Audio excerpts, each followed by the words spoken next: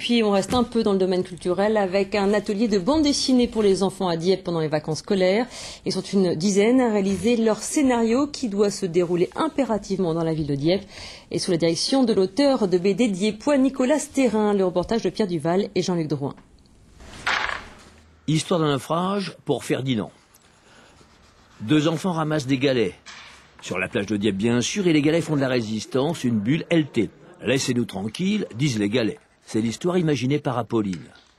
Quant à Ed Green, collégienne de 3e, c'est la rue Duboeuf qui a nourri son inspiration. C'est un personnage qui s'est fait voler son téléphone par un goéland. Ils ont fait des recherches, tout ça, pour le retrouver sur la falaise et tout. Et en fait, ils s'aperçoivent que le goéland a géré le téléphone.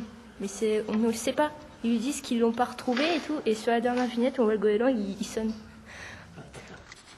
Les ateliers d'art et d'histoire de la ville de Dieppe ont été créés il y a 20 ans. Et régulièrement, le service éducatif propose tout au long de l'année des activités liées au patrimoine de la ville. Des thèmes très divers y sont proposés. Et à l'occasion des vacances d'hiver, une douzaine de scolaires participent à l'atelier bande dessinée.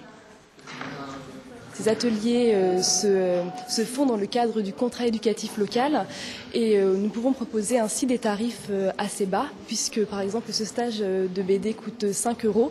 C'est justement pour l'accès à la culture à tous. Tous ces enfants s'appliquent à trouver le fil d'une histoire. Le stage a débuté mercredi. Le premier jour, les enfants parcourent la ville, un crayon à la main. Pour retrouver une image de la ville, c'est le point de départ de la première case de leur BD.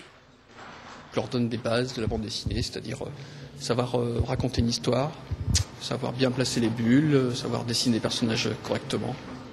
Alors, à vos crayons, ce n'est pas plus difficile que ça. Quoique,